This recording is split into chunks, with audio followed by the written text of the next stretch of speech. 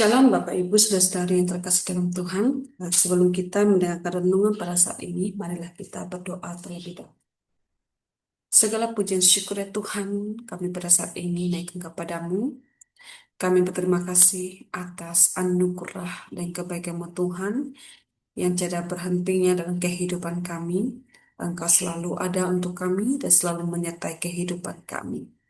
Tuhan Yesus yang baik, pada saat ini sebelum kami memahami firman-Mu terlebih dalam lagi Tuhan, tolonglah kami supaya kami boleh memahami dengan baik. Terima kasih ya Tuhan Yesus, kami sambut firman-Mu dengan penuh ucapan syukur. Di dalam nama Tuhan Yesus Kristus kami berdoa dan bersyukur. Haleluya. Amin. Bapak Ibu Saudara-saudari yang terkasih dalam Tuhan, pada saat ini saya akan membawakan sebuah judul renungan yang berjudul tentang hidup adalah kesempatan. Dalam Galatia pasal 6, pasal 5, Galatia pasal 6 ayat 10 yang berbunyi demikian. Karena itu selama masih ada kesempatan bagi kita, marilah kita berbuat baik kepada semua orang, tetapi terutama kepada kawan-kawan kita seiman. Bapak Ibu Saudara-saudari yang terkasih dalam Tuhan, jika kita melihat perikop pasal 6 ini menjadi sebuah pertanyaan. Kenapa Paulus menulis atau menasehati jemaat Galatia untuk saling membantu? Dan ada kata lah seperti sebuah imbuhan perintah. Seakan-akan saat ini adalah sebuah perintah yang wajib dan harus dilakukan. Bukan suatu perintah yang harus hanya sekadar dipahami atau hanya berdiam di tempat. Bapak Ibu Saudara-saudari yang terkasih dalam Tuhan, Paulus menulis surat ini kepada jemaat Galatia karena jemaat Galatia yang dikatakan dalam pasal 1 ayat 6 yang berbunyi demikian adalah, "Aku heran bahwa kamu begitu lekas berbalik daripada Dia yang oleh kasih karunia Kristus telah memanggil kamu dan mengikuti suatu Injil lain." Paulus menulis surat ini kepada jemaat Galatia karena di dalam pasal 1 ayat 6 ini mengatakan ya, jemaat Galatia sudah terpengaruh dengan Injil lain. Artinya, mereka tidak puas kalau keselamatan hanya percaya dengan Yesus Kristus, tetapi harus ada nilai plus, yaitu menaati hukum Taurat plus keselamatan atau sunat plus keselamatan. Hal ini dipengaruhi hidup jemaat Galatia masih memelihara akan budaya dan tradisi. Pada waktu pertama kali Rasul Paulus datang ke Galatia, ia sudah memberitakan Injil. Tetapi kedatangan Rasul Paulus yang kedua kali ini, yaitu perihal yang sama, hendak meluruskan dan menegaskan bahwa Injil keselamatan hanya ada dalam Tuhan Yesus Kristus. Dalam perikop yang kita bahas kali ini tidak terlepas dari perikop sebelumnya. Di perikop sebelumnya, Rasul Paulus menasehatkan jemaat-jemaat di Galatia untuk hidup menurut roh, bukan daging, karena sekali lagi jemaat di Galatia, mereka sudah dimerdekakan oleh Tuhan Yesus Kristus, bukan karena menaati hukum Taurat. Rasul Paulus dalam perikop yang kita bahas kali ini menegaskan kembali bahwa hidup ini adalah kesempatan atau hidup adalah kesempatan. Kesempatan ini hanyalah terjadi sekali saja dalam hidup kita, atau sebuah tuntutan bagi orang Kristen, bagi kita adalah kasih. Sebagaimana dalam pasal 5 ayat 14 yang mengatakan bahwa sebab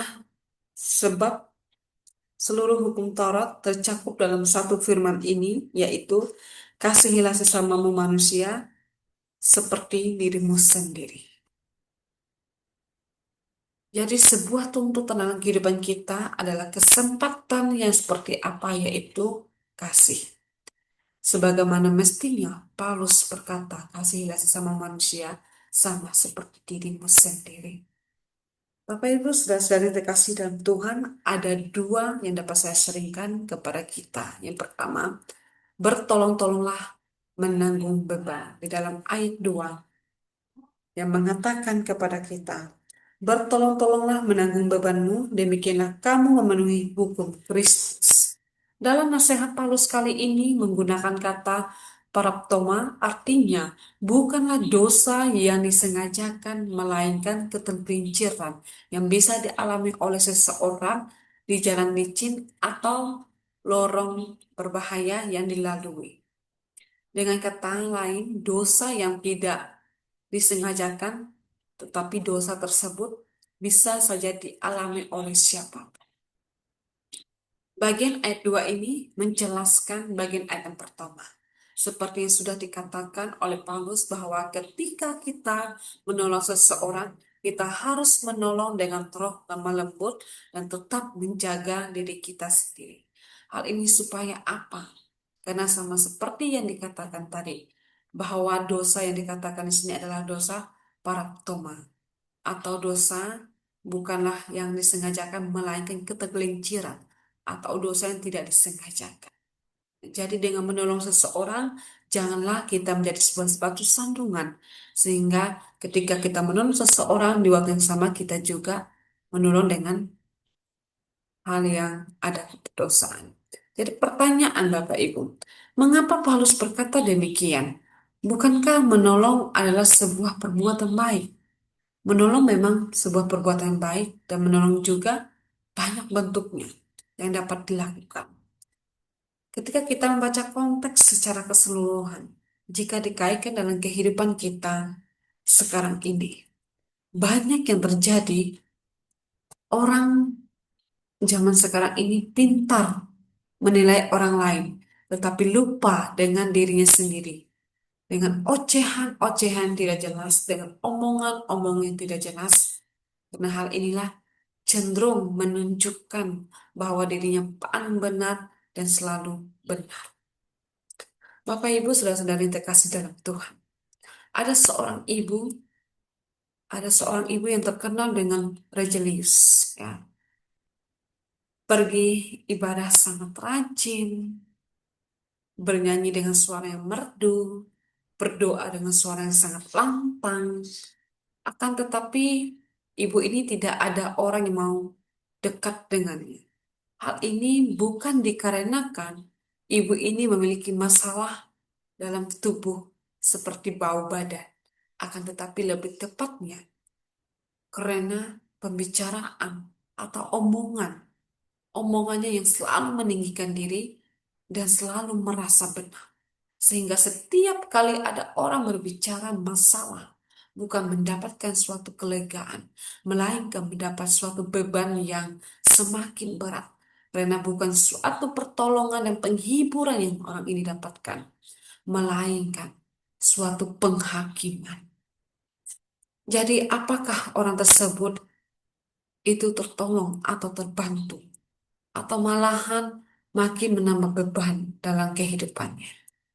Bapak Ibu saudara-saudari yang terkasih dalam Tuhan, hal ini mengingatkan kita bahwa sebagai anak Tuhan, kita ketika kita menolong seseorang, jangan sampai kita menjadi batu sandungan bagi orang lain supaya kita tidak jatuh dalam pencobaan.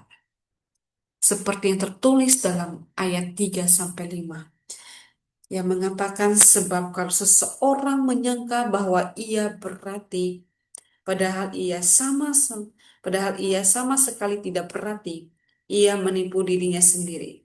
Baiklah, tiap-tiap orang memuji pekerjaannya sendiri, maka ia beroleh bermegah melihat keadaannya sendiri dan bukan melihat keadaan orang lain. Sebab tiap-tiap orang akan memikul tanggungannya sendiri. Ketika kita menolong seseorang, haruslah kita atau tiap-tiap kita menguji diri kita sendiri. Artinya, ketika kita menolong orang lain, baik dengan sebuah teguran, membantu orang lain dengan sebuah yang lain, haruslah kita menguji diri kita sendiri. Apakah kita sudah layak dan pantas untuk berbicara demikian untuk menasihati orang lain. Jadi selama ini kita hidup dalam dunia ini, pakailah kesempatan tersebut dengan bertolong-tolong dengan segenap hati. Karena tanpa kita sadari, ketika kita menolong orang dengan segenap hati, kita sudah memenuhi hukum Kristus. Yang kedua, jangan jemu-jemu untuk berbuat baik. Di dalam ayat 9 yang mengatakan kepada kita bahwa janganlah kita jamu-jamu berbuat baik, karena apabila sudah datang waktunya, kita akan menuai jika kita tidak menjadi lemah. Ketika kita berbuat baik, hendaklah kita berbuat sesuai yang diajarkan oleh firman Tuhan, yaitu kasihilah sesama manusia, karena kasih adalah hukum yang terutama dan pertama. Di dalam Injil Matius pasal 22 ayat 37 sampai 39 yang sangat jelas menulis kepada kita. Jawab Yesus kepadanya, kasihilah Tuhan Allahmu dengan segenap hatimu dan dengan segenap jiwamu dan dengan segenap akal budimu. Itulah hukum yang terutama dan yang pertama. Dan hukum yang kedua yang sama dengan itu ialah kasihilah sesama manusia seperti dirimu sendiri. Berbuat baik dengan segenap hati, bukan dengan setengah hati. Tuhan Allah kita bukanlah Tuhan yang bisa kita permainkan, yang mau dipermainkan. Ia tahu bahwa semua apa yang diperbuatkan oleh kita, walaupun kita sudah menolong orang lain, tetapi hati kita masih memaki orang tersebut. Tuhan tahu. Maka tidak heran ketika Paulus berkata dalam ayat 7, ya, di Galatia pasal 6 ayat 7 ini, Paulus mengatakan bahwa jangan sesat. Allah tidak membiarkan dirinya dipermainkan. Karena apa yang ditabur orang, itu yang akan dituainya. Ketika kita menabur benih, menolong dengan setengah hati, maka hal yang sama kita akan menuai apa yang kita tabur. Dalam hidup kekristenan kita, sering diajarkan, jika ya, katakan ya, jika tidak, katakan tidak. Demikianlah dalam kehidupan kita. Hendaklah kita menolong orang dengan segenap hati. Jangan lain di mulut, lain di hati. Di dalam hal inilah Paulus mengingatkan kita dalam nasihatnya, salinglah membantu, dan hidup ini adalah kesempatan. Dalam membantu kita juga diajarkan untuk tidak perhitungan. Misalnya dalam satu hari kita sudah membantu orang sebanyak 3 kali. Dan hal ini adalah cukup bagi kita. Jadi kalau ada orang lain perlu bantuan kita, kita tidak mau. Karena ada sistem perhitungan yang kita tata rapi dalam pikiran kita. Tetapi sebagai orang percaya, marilah kita menolong atau membantu dengan tidak jemu-jemu untuk berbuat baik. Walaupun orang yang kita tolong ini adalah orang yang pernah melukai hati kita, orang yang rese atau mengesalin, menyebalin, dan sebagainya. Tetapi ingat, ketika kita berbuat baik, maka perlahan-lahan orang yang kita tolong pasti akan mengalami perubahan. Karena orang yang kita tolong melihat Tuhan Yesus ada dalam diri kita. Jadi Bapak Ibu Saudara-saudari yang terkasih dalam Tuhan, perikop ini Paulus mengharapkan jemaat-jemaat yang ada di Galatia untuk menggunakan kesempatan hidup dengan baik. Dengan ditutup sebuah kalimat ajakan yang mengatakan, marilah kita berbuat baik kepada semua orang, terutama kepada kawan-kawan kita seiman. Lalu bagaimana dengan kehidupan kita sekarang ini? Masih relevankah ajaran Paulus kepada jemaat Galatia dengan kehidupan kita yang sekarang ini? Dengan demikian, ingat, hidup ini adalah kesempatan, atau hidup adalah kesempatan. Selagi kita diberi nafas kehidupan, selagi kita diberi kesehatan dan perintah Paulus kepada jemaat Galatia masih relevan dalam kehidupan kita. Marilah kita, saudara-saudaraku, kita gunakan kesempatan untuk introspeksi diri kita sendiri di hadapan Tuhan. Sudahkah sejauh ini kita hidup sebagai orang Kristen menolong dengan segenap hati, dengan tidak jemu-jemu? Jika belum, marilah kita minta pertolongan kepada Tuhan untuk memampukan kita dalam menghidupi firman-Nya. Dan biarlah firman ini, Bapak Ibu, saudara-saudara yang terkasih dalam Tuhan, menjadi suatu renungan yang bukan hanya sekadar kita pahami, tetapi boleh kita lakukan dalam kehidupan kita hari lepas hari, yaitu menggunakan hidup kita ini sebagai kesempatan dalam saling menolong, membantu dengan tidak jemu-jemu. Amin. Baiklah, mari kita berdoa sebagai untuk firman Tuhan ini. Mari kita berdoa. Terima kasih ya Tuhan Yesus, pada saat ini kami boleh diingatkan kembali oleh firman. Hidup sebagai orang Kristen, di mana kami diingatkan untuk saling membantu. Diingatkan bahwa hidup ini adalah kesempatan. Biarlah dalam kesempatan ini ya Tuhan, kami boleh menggunakan kesempatan hidup kami dengan sebaik mungkin. Tolong kami dan mampukan kami untuk menghidupi firman-Mu. Di dalam nama Tuhan Yesus Kristus kami berdoa dan bersyukur. Haleluya. Amin. Amin.